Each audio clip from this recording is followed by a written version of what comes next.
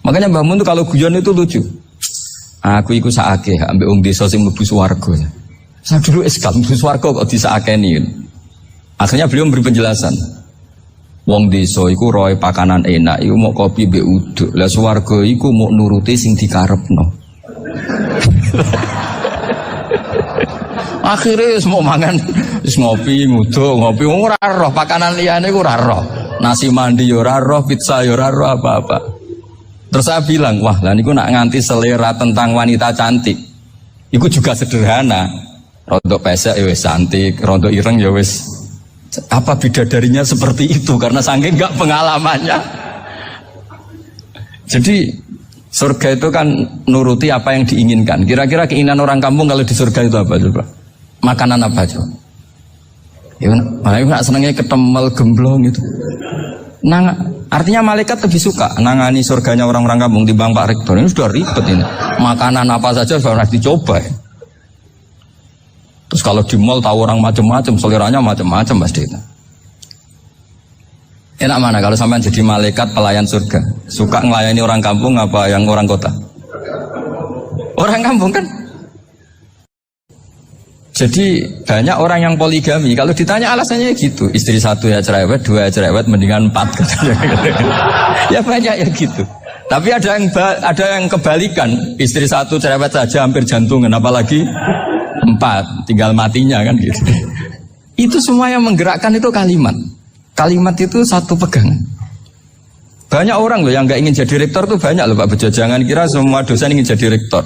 Melihat rektor sibuk rapat mempertahankan reputasi Unisula terus sering pegang kepala. Ngapain repot-repot? Jadi tukang sapu aja dapat gaji ngopi rokokan selesai. Bodoh amat jadi rektor, mikir orang banyak. Banyak loh orang yang ingin jadi presiden tuh banyak. Karena ngopi nyaman, gak ada yang ganggu. Mau tidur sampai jam 9 siang juga gak ada yang ganggu. Sehingga mereka melihat pegawai negeri itu gak keren, orang kok diatur jam, disiplin. Itu memang cara Allah membagi rahmat. Mau kamu apakan coba? Cara syukurnya dia seperti itu. Bapak saya dulu tuh sering ngajarin saya, diajak jalan-jalan pagi-pagi. Melihat orang ngopi, makan uduk itu bapak seneng. Kok enak jadi wong awam. Ngene esuk-esuk nyemak bocah kesel kabeh kono enak ngopi rokokan. Bapak kadang iri sama orang awam itu iri.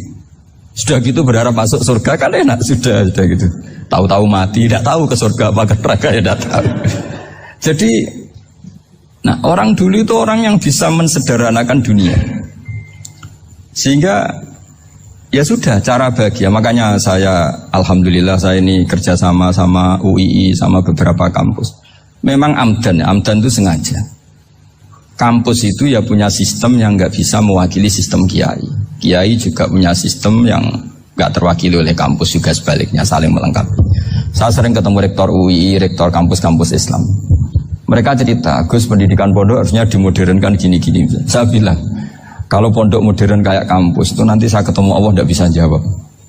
Kenapa Gus? Saya beri contoh gini.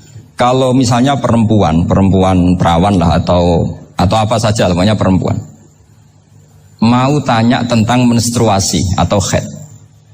Kalau semuanya sistem kampus, dia harus kuliah dulu. Registrasi dulu, kuliah dulu, bayar dulu. Dan dapat jawabannya nunggu mata kuliah pas itu. Bandingkan kalau sistem pondok, saya tuh sering ke pasar sama anak saya dicegat sama ibu-ibu.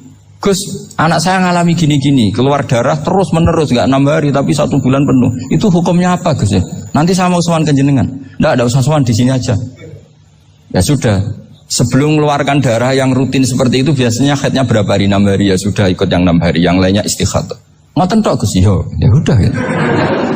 Begitu terus di masalah udhiyah Pak. Ya coba kalau semuanya pakai sistem kampus, daftar dulu, bayar dulu. Jadi ini nggak ada jawabannya, nunggu mata kuliah itu baru dapat jawaban. Itu biasa nggak sholat bertahun-tahun karena belum ada jawaban tentang itu.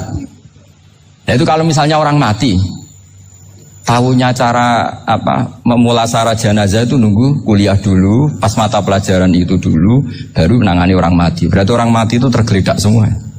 Tapi kalau kiai kan enggak. Kesini orang mati terbakar, kalau dimandiin malah badannya copot-copot, itu gimana hukumnya? Ini ada orang mati Gus kendat, ini disolati apa enggak? Ada orang mati oplosan ya kan. Itu disolatin enggak? So sering ditanya gitu. Gak usah registrasi Pak Rektor. Gak usah registrasi, gak usah daftar, gak usah seminar. Makanya kalau orang kampus wani kiai itu ya kualat tenan gitu. Karena ini yang on time ya. Tapi pondok seperti saya ya ikrar seikrar-ikrarnya. Pentingnya kampus karena melatih efisiensi waktu, disiplin, tata kelola manajemen sehingga kita ya hormat. Tapi tadi kita harus saling melengkapi sehingga saya tunjukkan ke publik bahwa saya hormat sekali sama polisi, sama tentara. Coba kita bisa apa ngadepi bandar narkoba kalau tidak polisi? Bisa apa coba menjaga NKRI kalau enggak tentara? Begitu juga ya sudahlah kita memang fa inna yadallahi ma'al jamaah, kita berkah itu kalau bersama-sama. Tidak bisa kita sendiri. Nah lalu orang kayak saya itu ya beberapa kali sebetulnya saya itu ditawanin jadi dokter honoris causa apa. Kekhawatiran saya satu Pak Bejo, takut pas gak punya uang. Itu dokter gak di duit kan gak pantas gitu. Jadi repot gitu, daripada beban lah sudah lah, gak usah dokter. Jadi kalau gak punya uang ya pantas, terus kalau ngebis ya pantas. Suatu saat kalau mati gak ada yang hadir ya pantas, gak dokter gitu. Kalau sudah dokter kok masuk neraka, dokter kok masuk neraka kayaknya apalagi rektor kampus Islam kok masuk neraka itu kan kok kayak agak pas itu. Misalnya rektor Unisiola ditanya mungkar nakir nggak bisa kan kayak gimana gitu. Makanya harus sering ngaji saya supaya agak malu di depan mungkar nakir. Masa rektor ditanya mungkar nakir nggak bisa. Harus berani bentak, ini saya rektor loh Pak mungkar nakir. Masa kalau wali-wali dulu berani. Masyhur di cerita wali-wali ditanya marabbuka manabuka, saya ini guru tauhid. Kok kamu tanya marabbuka manabuka yang ngotok? Kamu tidak pernah ngaji enak aja tanya. Jadi wali-wali itu ya rileks ngadepi mungkin. Saya yakin rileks wali di Bang Pak Rektor, saya yakin itu. Karena wali itu lebih dekat Allah. Sehingga orang dulu itu saya ulang lagi ya, ada satu kearifan namanya hidup itu apa? Hidup itu adalah cari sebanyak mungkin supaya hidup itu tidak tergantung pada banyak hal. Sehingga misalnya cara berpikir orang-orang modern itu sebenarnya banyak orang-orang ilmuwannya nggak ngagumi Amerika. Bukan karena angkuh ndak. Untuk mempertahankan kebesaran negara sebesar itu, kebutuhan listriknya besar, kebutuhan tentaranya besar, kebutuhan apa? Sementara negara kayak Venezuela atau Swiss kebutuhannya ada banyak. Pertanyaannya, yang tergantung dengan banyak hal sama yang tidak tergantung banyak hal itu pinter mana? Kalau dibalik pertanyaannya gitu, negara-negara maju itu tidak keren kalau dibalik pertanyaannya.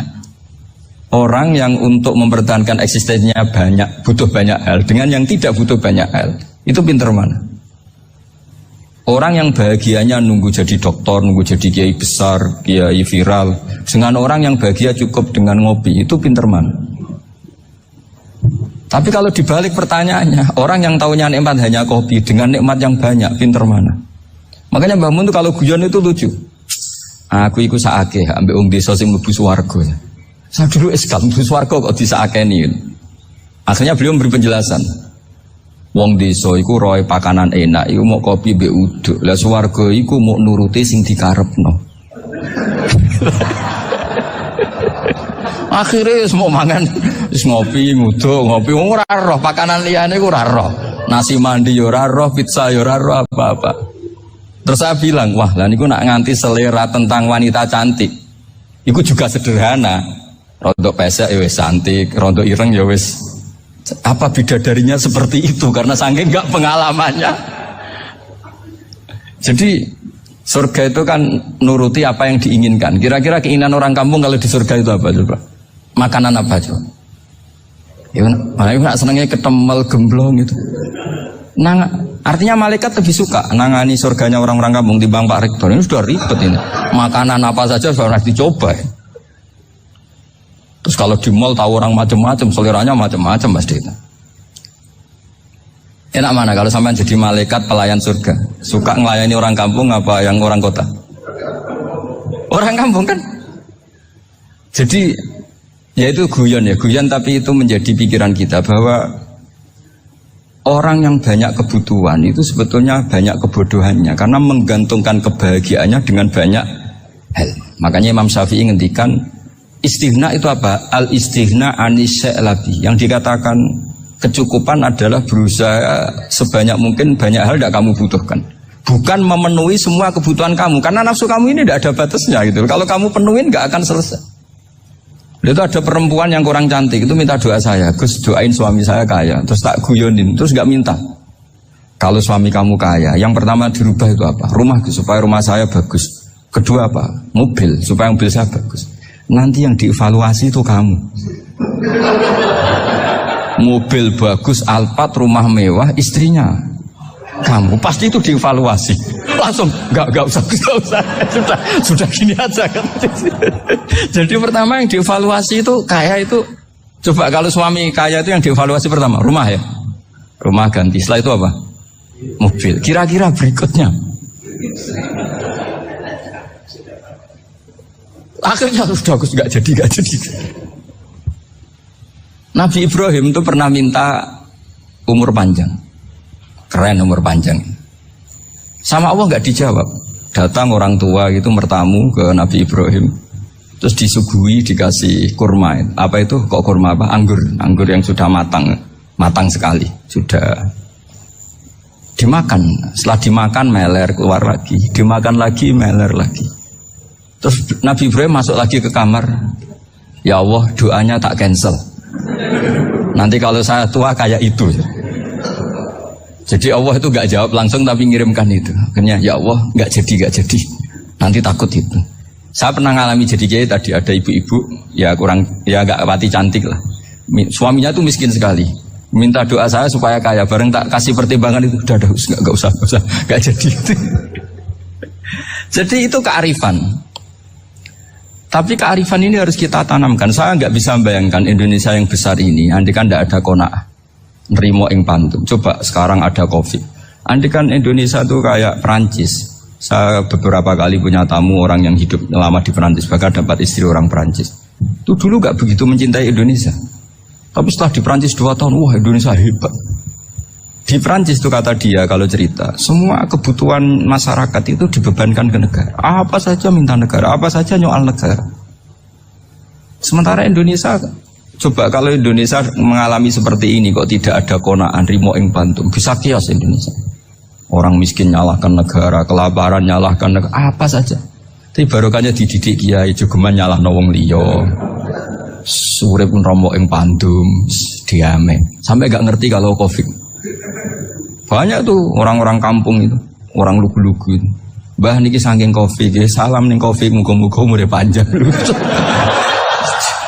Dikira Covid itu nama orang yang ahli sosial itu.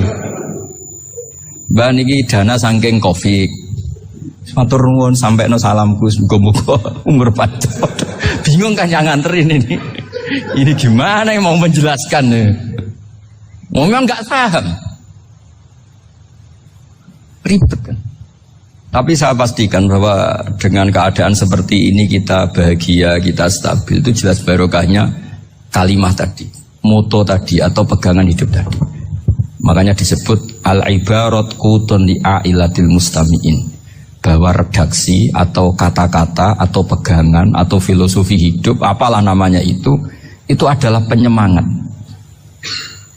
Penyemangat. Karena kata-kata ini memang luar biasa. Ketika sahabat perang demi kebenaran, zaman itu ya pasti benar karena yang dibela Nabi. Dulu itu kan enak zaman Nabi, yang dibela mesti benarnya, musuhnya mesti salahnya. Sehingga dulu itu memang harus tegas. Kalau sekarang mau tegas gimana? Yang kamu bela tidak mesti benar, musuhnya tidak mesti salah. Ribet kan kalau misalnya saya tukaran sama Pak Rektor, kamu mau bela mana kan bingung. Saya tidak mesti bener, saya tidak Nabi. Pak Rektor apalagi gak mesti bener lagi kan? Ribet kan? Jadi kalau kita mau perang sekarang itu mau pede gimana? Enggak.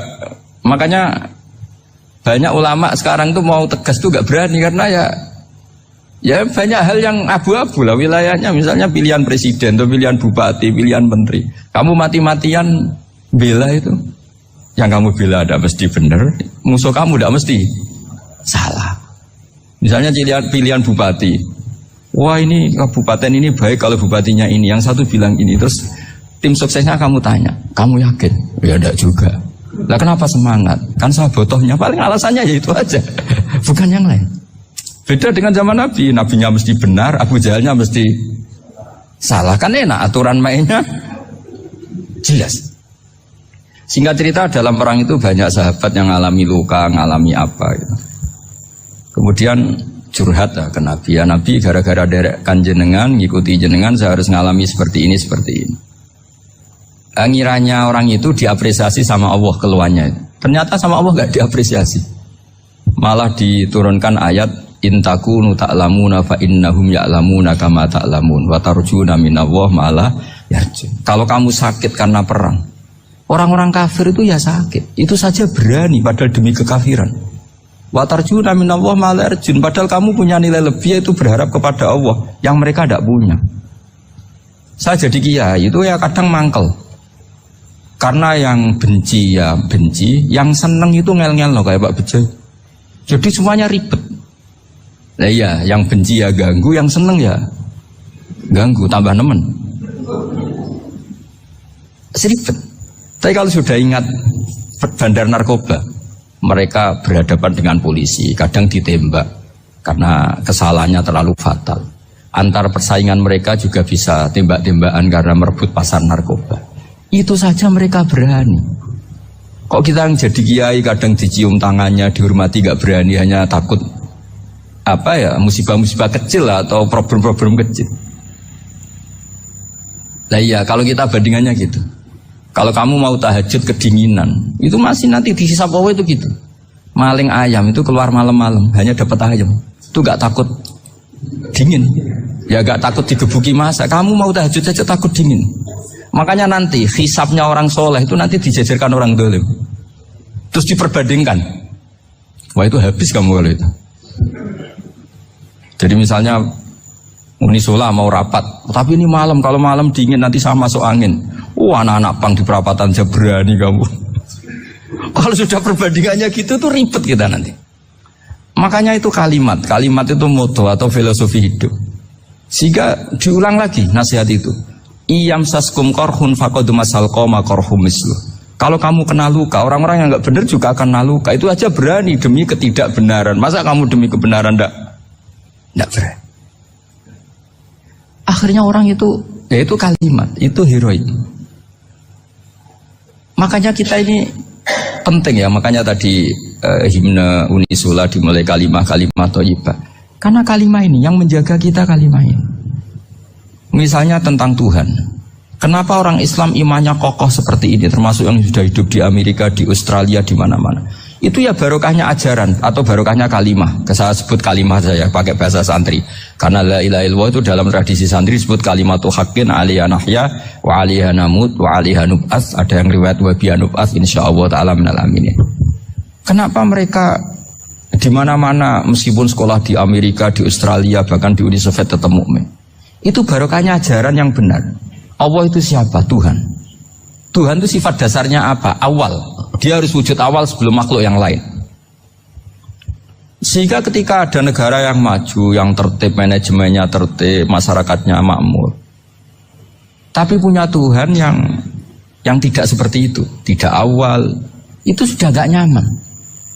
Karena ndaklah keren Tuhan saya, karena Tuhan saya itu al-awwal, zat yang pertama. Tuhan saya keren lah, zat yang gak mati. Tuhan yang gak mati, yang gak pernah mengalami kematian.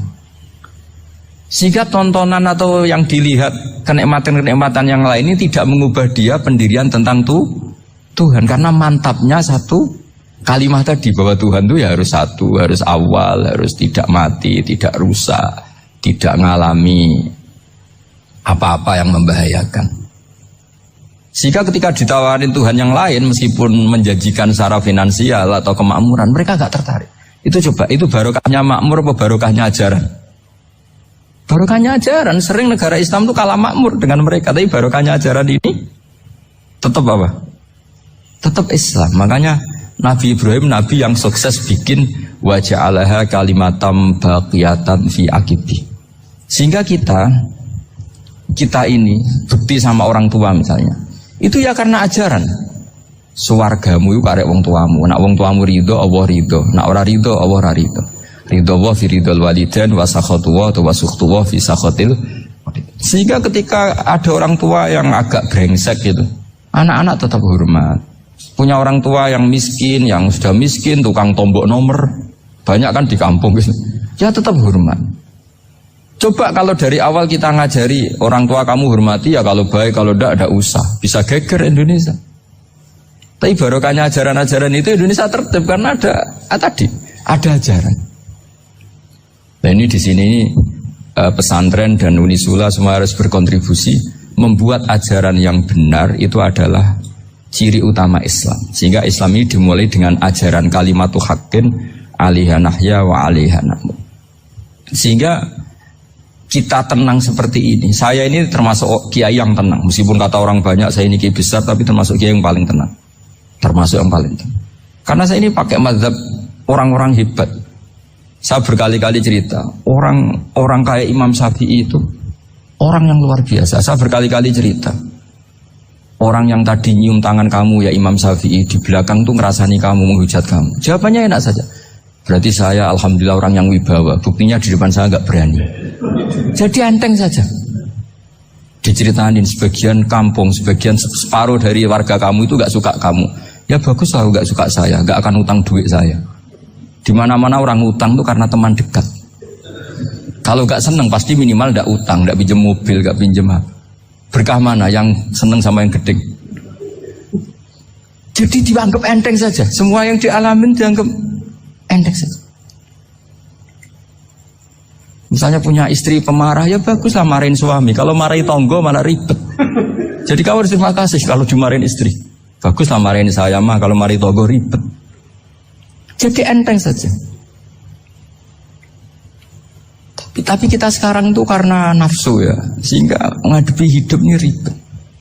Ulama dulu kalau mau mati itu senengnya bukan main. Sudah lama saya ini ingin gak maksiat. Kayaknya gak maksiat paling efektif itu mati. Ya tidak apa-apa Gusti, kalau sebaiknya mati ya mati aja. Enteng saja. Jadi melihat kematian itu akhir dari segala keburukan atau potensi keburukan. Apapun baik kita sekarang, suatu saat mungkin kita gak baik. Yang bisa menghentikan ketidakbaikan atau potensi ketidakbaikan itu apa coba? Mati kan? Berarti mati itu mengerikan apa menyenangkan? Mesti kamu tidak berani menjawab. Meskipun secara ilmu kamu berani, tapi secara rasa agak berani kan? Saya ulang lagi ya, yang bisa menghentikan keburukan atau potensi keburukan itu apa coba? Apa? Kematian. Berarti kematian itu menyenangkan atau menyusahkan? Apapun kamu tidak berani jawab karena kamu agak-agak duniawi itu kelihatannya. Tapi secara ilmu, kamu tahu kan kalau mati itu tidak buruk-buruk banget. Karena apa? Itu akhir dari segala keburukan. Sehingga Nabi ngajarkan kalimat itu begitu luar biasa. Allahumma ahyini makanatil hayatu khairan li wa tawaffani makanatil wafatu khairan li. Nabi melihat dunia itu begitu indah. Ya Allah, kalau saya ini hidup, anggap saja hidup ini ziyadatan li fi kulli khairin, menjadi modal saya menambah segala kebaikan. Jika suatu saat saya mati, anggap mawon rohatan li min kulli syarrin, itu akhir dari segala keburukan saya. Sehingga mati hidup ya baik karena di situ kita bisa berkontribusi beramal soleh. Mati juga baik karena mengakhiri segala keburukan. Nabi nate ngendikan lagi, ajaban li amril mu'mini inna amrahu kullahu khair. Orang mukmin itu mengagumkan, semuanya baik. In asobathu na'ma syakara fakana khairan lah. Kalau baru dapat nikmat, dia syukur, maka itu baik. Wa in asobatu dharra sabara. Kalau dapat masalah mereka sabar, itu juga baik. Sehingga orang mukmin dua sisinya pasti baik. Itu juga kalimat, maksudnya moto atau pegangan hidup. Nah berikut ini saya beri contoh, ini kenangan saya, ini contoh terakhir. Masalah jadi orang terkenal maupun tidak. Di sini dicontohkan Imam Ghazali di halaman 367 di kitab saya 367, juznya 3 di kitab Ihya Ulumuddin. Di sini beliau cerita betapa untuk menjaga ikhlas sebaiknya orang itu tidak terkenal, tidak syuhrah, tidak terkenal. Oke, itu kita sepakat ya, karena kalau terkenal mungkin orang dipaksa publik dengan tanda kutip untuk selalu berbuat baik, tapi karena jaim lah, jaga image atau apa. Tapi ketika dibalik pertanyaannya, kamu rela yang terkenal itu orang nggak benar, sementara yang orang benar itu nggak terkenal. Lalu masyarakat taunya yang tidak benar. Kalau pertanyaannya dibalik gitu, orang baik wajib terkenal enggak? Kalau pertanyaannya dibalik seperti itu. Dokter yang benar tidak terkenal, yang malpraktek terkenal. Kamu ingin kondisi seperti itu? Gak ingin kan? Kampus yang bagus gak terkenal, kampus yang bagus gak terkenal, yang gak bagus. Nah, artinya apa? Gara-gara olah kata, olah pikiran, ini logika jadi rubah. Lagi-lagi apa? Jawaban itu ada di kata-kata sebetulnya. Makanya bab-bab seperti ini tidak usahlah kita berdebat, berpolemik. Sebaiknya orang itu humul, menutup diri. Apa sebaiknya orang terkenal itu nggak perlu seperti itu. Sudah terserah Tuhan saja. Makanya saya mulai dulu ngaji sampai sekarang itu ya tidak punya punya ikon tertentu atau punya website tertentu, enggak. Sudah terserah pangeran. Sudah saya juga tidak sok suci materialistik atau enggak, ya tidak mikir saya. Bukan apa-apa ya, karena saya ini kiai, jadi biasa urusannya sama Allah, tidak sama makhluk. Jadi pusing kalau sama sarah-sarahnya makhluk itu pusing. Meskipun rektor kalau nasihati saya pasti tidak saya terima, itu tetap makhluk, itu sudah ada ngefek kalau saya itu sudah ada itu. Bukan karena saya sombong, ya memang makhluk betul gitu, bukan cuma nasibnya bejo aja, tapi makhluk tetap makhluk.